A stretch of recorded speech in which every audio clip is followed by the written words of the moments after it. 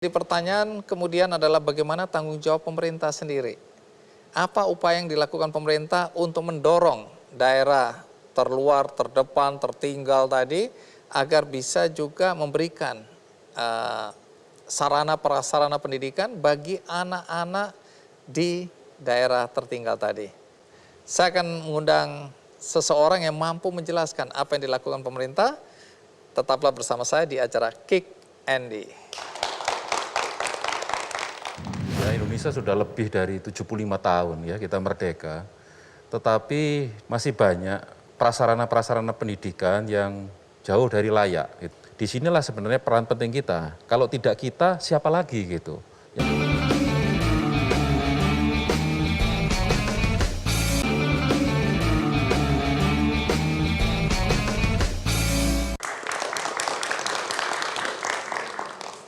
Tadi kita sudah mendengarkan dua sosok yang luar biasa di bidang pendidikan.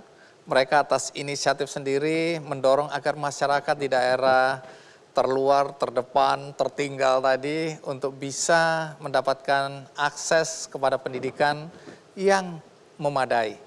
Nah, pada tahun 2018, seingat saya, Presiden Jokowi juga mengingatkan bahwa guru-guru sebaiknya fokus untuk mengajar. Fokus untuk berbagi ilmu kepada murid-murid mereka tanpa perlu memikirkan sarana dan prasarana belajar, yaitu gedung sekolah dan semua alat-alat ajar mengajar pendukungnya.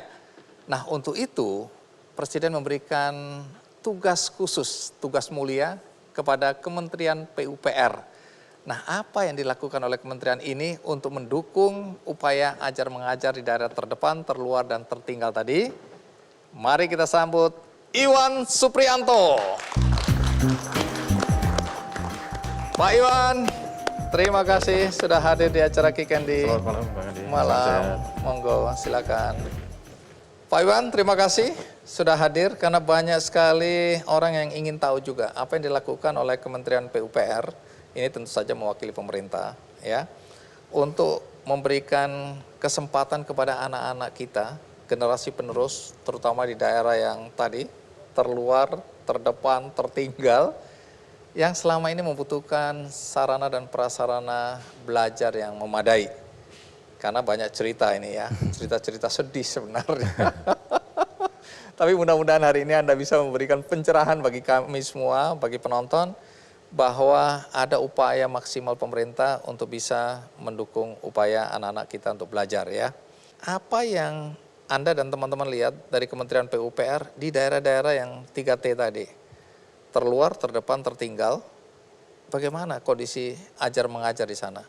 Iya, kita melihat bahwa ya Indonesia sudah lebih dari 75 tahun ya kita merdeka, tetapi di beberapa sudut negeri ini gitu ya, masih banyak prasarana-prasarana pendidikan yang jauh dari layak gitu ya. Jadi kalau dari sisi prasarananya, pertama sekolah-sekolah ini ya ini untuk akses aman ya, jadi bersekolah dengan tenang, dengan nyaman, ini sangat terbatas itu ya, jauh dari kata layak gitu ya. Jadi atapnya banyak yang atapnya dari atap rumbia begitu. Dan ketika hujan, mereka terpaksa harus pinggir dulu gitu, berteduh dulu. Karena memang bukan hanya bocor sebenarnya, itu air sudah masuk gitu kan. Gitu ya. Kemudian kalau dari sisi dinding dan sebagainya, nah ini juga ya jauh dari kata layak gitu ya. Banyak dari papan kayu dan itu menggunakan bahan seadanya. Dan ini memang dibangun mungkin di sekitar tahun 70 dan tahun 80 yang sampai hari ini ya banyak belum dilakukan renovasi atau pembangunan baru. Pak Jokowi ya, itu mendorong agar urusan bangunan sekolah ini jangan membuat guru-guru menjadi terpecahkan konsentrasinya. Betul. Mereka harus fokus. Dan kemudian ada tanggung jawab yang diberikan kepada Kementerian PUPR. Persisnya bagaimana itu ya? Begini, pertama Presiden melihat bahwa kemajuan bangsa ini, pembangunan ini salah satu pilar utama adalah peningkatan sumber daya manusia. Ini yang utama. Karena itu harapan beliau adalah Kementerian Pendidikan dan Kebudayaan dan kementerian-kementerian lain yang punya tanggung jawab menyelenggarakan pendidikan fokus kepada kegiatan belajar mengajar, peningkatan sumber daya manusia. Dan aspek sarana prasarana diserahkan kepada kementerian teknis yang dalam tanda petik ahlinya begitu. Oke. Dan itulah yang memberikan amanat kepada Kementerian PUPR dalam sidang kabinet 18 Juli tahun 2018 untuk melakukan renovasi dan rehabilitasi terhadap prasarana pendidikan ya. Ini sekolah, kemudian madrasah, serta juga ada beberapa perguruan tinggi yang ya ini investasi yang harus segera memperoleh manfaat ya gitu. Ada yang mangkrak dan sebagainya yang harus kita selesaikan. Baik, nanti jelaskan ya udah berapa banyak atau berapa banyak sebenarnya target ya sekolah-sekolah, madrasah atau perguruan tinggi yang tanda kutip membutuhkan ya bantuan, dukungan untuk pembangunan sarana prasarana tadi ya. Dan berapa banyak yang sebenarnya sudah dilakukan oleh Kementerian PUPR. Nah, tapi sebelum itu ada baiknya kita lihat dulu tayangan berikut ini.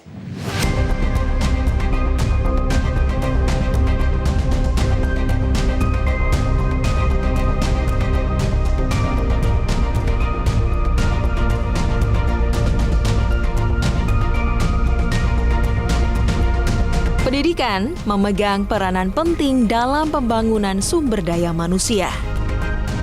Selain pengajar dan kurikulum, kualitas sarana dan prasarana pendidikan tak kalah pentingnya dalam menunjang kegiatan belajar mengajar. Dengan sarana dan prasarana pendidikan yang baik, tentu mampu menunjang proses pembangunan sumber daya manusia. Namun nyatanya, banyak sarana pendidikan memiliki kondisi bangunan yang tidak terawat dan tidak aman. Khususnya di wilayah 3T, terdepan, terluar, dan tertinggal. Pemerintah melalui Direktorat Prasarana Strategis PUPR melakukan pemerataan pembangunan di sektor pendidikan dengan merenovasi dan merehabilitasi fasilitas pendidikan. Melalui percepatan pembangunan, diharapkan dapat meningkatkan kualitas pendidikan di wilayah 3T.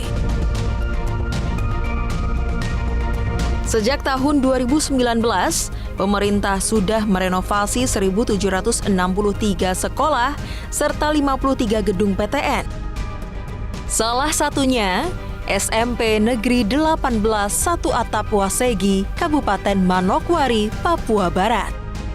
Sekolah yang terletak di pedalaman Papua ini sebelumnya hanya memiliki beberapa ruangan saja.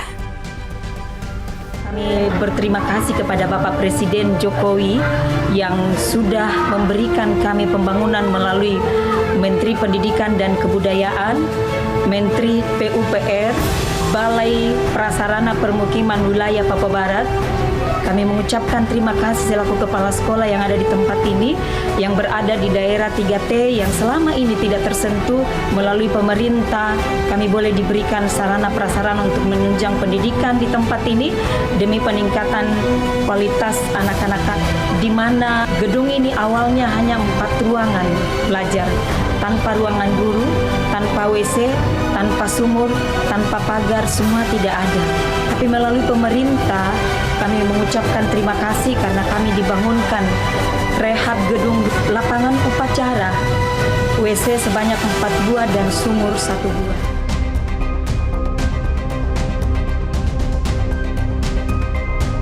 Gempa yang terjadi di Lombok, Nusa Tenggara Barat pada 2018 lalu mengakibatkan banyak bangunan hancur, tak luput pula fasilitas pendidikan. Pemerintah dengan cepat merehabilitasi kembali fasilitas pendidikan yang hancur. Harapannya, Kementerian PUPR dapat memberikan kontribusi dalam peningkatan kualitas pendidikan dan sumber daya manusia di Indonesia.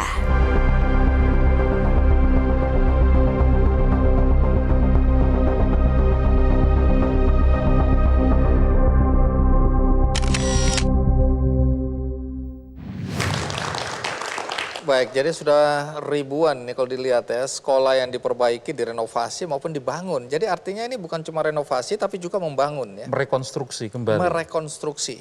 Ya. Nah, kriterianya apa kalau boleh tahu? Jadi begini, kalau melihat jumlah sekolah di Indonesia ini cukup banyak, Pak. Jadi ada 266.000 sekolah itu ya, Wow. negeri dan swasta. Tetapi di daerah 3T yang kondisinya rusak berat seperti ini, kurang lebih ada 10 ribuan. Nah, ini menjadi PR besar kita. Jadi inilah yang menjadi prioritas utama untuk segera kita tangani. Karena kan akan sangat berisiko sekolah-sekolah yang rusak berat itu apabila tetap digunakan kan bisa mengakibatkan misalnya ada bangunan yang roboh dan sebagainya. Ya, kita sering dengar juga itu bangunan roboh, bahkan ada yang sampai orang atau siswa kehilangan nyawa gara-gara itu ya. Betul. Dan yang kedua, lokasinya. Ini yang biasa yang terisolir dari daerah yang terluar, terdepan di daerah perbatasan itu ya. Kemudian daerah-daerah yang tertinggal, di mana pemerintah daerah sebenarnya kan penanganan untuk sekolah ini tanggung jawab pemerintah daerah.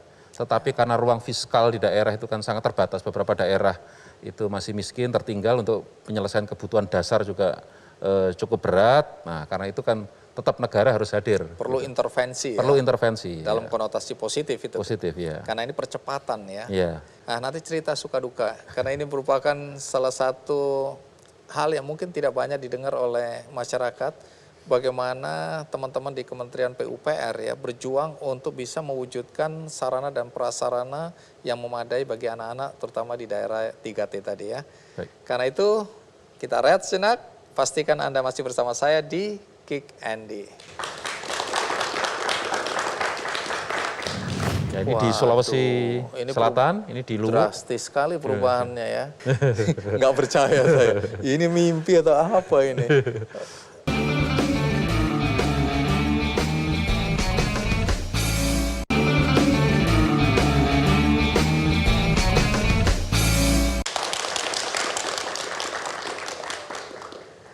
Pak Iwan, saya ingin tahu kalau seandainya ada gempa, kemudian sekolah-sekolah itu rubuh hancur, seperti tadi kan ada di gambar tadi. Bagaimana Kementerian PUPR melihat situasi dan kondisi seperti ini? Walaupun mereka bukan di daerah terdepan, tertinggal, terluar tadi. Ya. Apakah itu juga menjadi prioritas? Iya. Terus terang kalau di daerah, apabila terjadi kejadian bencana, kami Kementerian PUPR biasanya langsung turun. Dan bagi kami, ya PUPR melihatnya ini bukan sebagai sebuah proyek, tapi saya bilang ke seluruh pasukan saya, tim saya, ini operasi kemanusiaan gitu. Operasi kemanusiaan, iya itu nama yang paling tepat itu ya. Upaya untuk segera memulihkan kembali gitu ya. Iya, jadi kita nggak bicara soal di daerah mana, tapi selama ada bencana dan sekolah hancur karena bencana itu, maka Kementerian PUPR turun dan itu menjadi prioritas. Iya. Walaupun tidak masuk dalam anggaran tadinya. Iya, harus segera langsung turun itu. Baik, nah bisa cerita nggak daerah-daerah yang paling sulit yang pernah ditemui oleh Kementerian PUPR, teman-teman di sana, yang berjuang untuk bisa mewujudkan sarana prasarana yang memadai untuk anak-anak di daerah terluar, terdepan, tertinggal tadi? Ya, jadi kalau cerita heroik ya, cerita dramatis di dalam penanganan ini karena prioritasnya di 3T ya, ini cukup banyak gitu. Ya, misalnya di daerah perbatasan di Kalimantan Utara gitu ya, di daerah Malino itu ya, di kawasan Sebatik. Jadi untuk mencapai ini dalam satu provinsi begitu ya, dari kota Malino sendiri menuju lokasi sekolah ini itu bisa multimoda kita gunakan gitu. Apa aja? Dari mobil ya yang 4-wheel drive gitu ya, double gardan, kemudian harus ganti dengan motor trail gitu ya. Setelah motor trail untuk menanjak kita harus menempuh dengan jalan kaki lagi gitu. Dan material kita harus bawa portir gitu ya, jadi harus membawa orang yang memanggul. Jadi ini sekaligus membawa materialnya untuk pembangunan gitu ya. gedungnya. Ya, dan ini kebetulan banyak daerah yang ketika kita tangani, ya ini aspek kerinduan mereka sebenarnya. Selama ini belum ada penanganan, begitu ada kabar bahwa negara hadir ya melalui Kementerian PUPR, mereka juga langsung terlibat di dalam membantu kami, misalnya mengangkut material ke atas itu. Walaupun misalnya satu sak semen pakai satu motor, kemudian membawa kayu, kemudian membawa sampai ada yang toren air begitu ya dibawa itu, karena ini harus mencapai ke sana. Ini mereka sangat mendukung gitu, sangat membantu gitu. Jadi kami merasa sangat terbantu gitu. Jadi kehadiran kami seolah-olah sangat diharapkan, sangat dirindukan sekali, dan mereka betul-betul terlibat itu ya.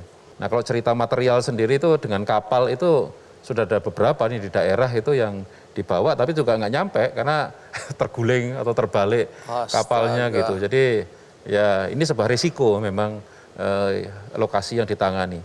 Tetapi yang saya tekankan kepada teman-teman semua bahwa disinilah sebenarnya peran penting kita. Kalau tidak kita siapa lagi gitu yang harus menyelesaikan ini gitu. Karena ini adalah hak dasar yang harus kita penuhi kan gitu. Nah, saya ingin memperlihatkan juga foto kata orang before and after gitu lah, sebelum dan sesudahnya. Coba kita lihat. Saya sudah bisa membayangkan bagaimana orang-orang yang selama ini ya melihat sekolahnya hanya sebatas, oh ini yang gempa kemarin ya. Ya. Ini di mana? Oh, Lombok Utara. Ini di NTB ya. Oke, ya awalnya begini. Dan waktu dibangun pasti lebih bagus dan lebih kokoh ya. Konsep penanganan kami ketika bencana selalu build back better. Jadi membangun lebih baik. Dan terutama di daerah-daerah gempa. Jadi ini yang memang kita bangun dengan persyaratan bangunan yang harus tahan gempa gitu. Terus kemudian ini di Nunukan. Oh, ini perbaikan ya. Ya. Ini yang saya... Ini juga rekonstruksi sebenarnya. Oh, Ini rekonstruksi. Semula seperti ini gitu ya. Iya. Ya, ini di Sulawesi Selatan, ini di Luwu. Drastis sekali perubahannya ya. Ya ini karena lahan mereka terbatas dan kami juga ingin menyiapkan ya ini ada lapangan olahraga sekaligus lapangan upacara. Bangunan kita tata jadi 2 lantai begini. Jadi saya nggak bisa bayangkan kalau waktu saya keluar dari kampung ini, sekolah saya seperti ini, kemudian waktu kembali saya lihat ini, nggak percaya saya. Ini mimpi atau apa ini? Jadi itu yang terjadi ya. Ini cerita di balik layar. Dan ada kebahagiaan dari teman-teman Kementerian PUPR juga ketika melihat masyarakat ya, merasa bersyukur bahwa ada perubahan yang mereka lihat nyata di lingkungan mereka. Iya. Nah, kalau boleh tahu, target untuk tahun ini berapa? Jadi kami menangani kan mulai tahun 2019 ya. Jadi amanat 2018 diberikan, kemudian payung hukum untuk melaksanakan ini baru 2019. Dari pertengahan 2019 sampai dengan akhir 2020, 1,5 tahun, kami sudah menyelesaikan 1.763 sekolah, 245 madrasah, kemudian tadi ada 53 gedung perguruan tinggi negeri. Ya ini data yang harus kami pertanggungjawabkan karena terus terang kan ini amanah kan. Amanah sekolah ini yang harus saya laporkan kepada kementerian-kementerian lain yang terkait ya, Kementerian Pendidikan. Karena setiap saat mereka akan bertanya berapa sekolah Pak yang sudah ditangani gitu. Oke, kalau tahun ini insya Allah 3.000 sekolah kita akan selesaikan. Tahun ini. Oke. Kemudian sampai 450 madrasah gitu ya.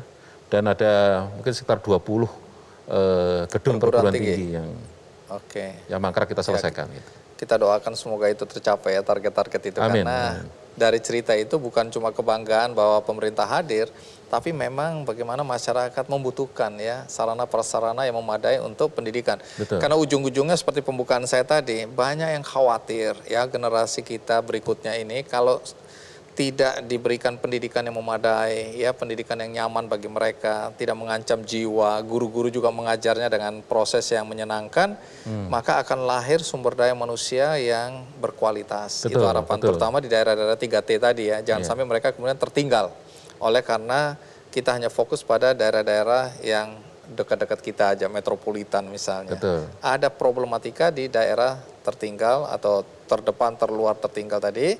Dan ini yang sedang diselesaikan oleh pemerintah, salah satu yang menjadi motor penggerak itu adalah Kementerian PUPR. Nah, saya ini mengutip kata-kata Anda ini, kalau tempat belajarnya suram, itu menggambarkan masa depan yang suram juga. Kalau sekolahnya bagus, anak-anak bisa bermimpi untuk sesuatu yang lebih besar. Apa yang ingin Anda sampaikan sebenarnya dengan kalimat tadi itu? Ya, saya melihat bahwa dengan menata ruang ilmu, istilah saya membangun, merenovasi ini adalah menata ruang ilmu. Ini juga membangun masa depan bangsa gitu. Jadi kalau kita membangun infrastruktur sama dengan kita membangun sebuah peradaban bangsa gitu. Membangun, menata ruang ilmu ini juga membangun masa depan bangsa gitu. Jadi dengan kita menangani ini membuat anak-anak ini yang kalau melihat sekolahnya seperti itu kan mereka juga ya mungkin gapaian cita-citanya hanya sejauh itu gitu. Tapi begitu dia berada di sekolah yang nyaman, yang tenang, ini kan akan mendorong mereka punya mimpi-mimpi gitu ke depan. Oke, menarik Pak Iwan. Terima kasih sudah berbagi cerita di balik layar. Apa yang dilakukan Kementerian PUPR, tentu saja ini antar kementerian ya, saling berkoordinasi, ya, ini kolaborasi, saling mendukung, ya, kolaborasi dan sinergi. Ya, sehingga ini menjadi tanggung jawab kita Bersama, semua. ya. Dan bukan saja pemerintah. Tadi saya mengundang 2 tamu itu juga untuk menunjukkan bahwa tugas pendidikan kita agar anak-anak kita generasi berikutnya bisa bersaing dengan bangsa-bangsa yang lain bukan semata-mata tugas pemerintah, tapi juga tugas kita bersama. Baik, terima kasih. Dan seperti biasa di akhir acara saya mau bagi-bagi ilmu juga, tapi bukan bangunan sekolah. Saya hanya bisa bagi buku, judulnya Hidup Mau Ngapain. Nah, kalau Anda menginginkan buku ini, caranya mudah sekali. Cukup ikut kuis di Twitter Kick Andy Show, atau bisa juga ikut undian di website kickandy.com. Dan bagi Anda tadi yang mengikuti episode kali ini terlambat, ngikutnya dari tengah, jangan khawatir, karena bisa nonton juga dari awal. Karena ini akan ditayang ulangkan di metrotvnews.com. Dan bagi Anda yang juga tergerak hatinya ingin berpartisipasi di dunia pendidikan tapi tidak tahu caranya, salah satu caranya bisa juga dengan klik benihbaik.com. Di situ banyak sekali penggalangan dana untuk membantu saudara-saudara kita di bidang pendidikan. Dan tentu saja hari ini saya berharap kita semua menyadari bahwa persaingan dengan bangsa-bangsa lain di dunia itu justru dimulai dengan kesiapan kita. Kesiapan utama adalah dalam pendidikan. Dan kita sudah mendengar kisah-kisah heroik tadi. Mudah-mudahan ini juga menginspirasi kita bahwa persoalan pendidikan bukan saja tanggung jawab pemerintah, tapi tanggung jawab kita semua. Sampai jumpa.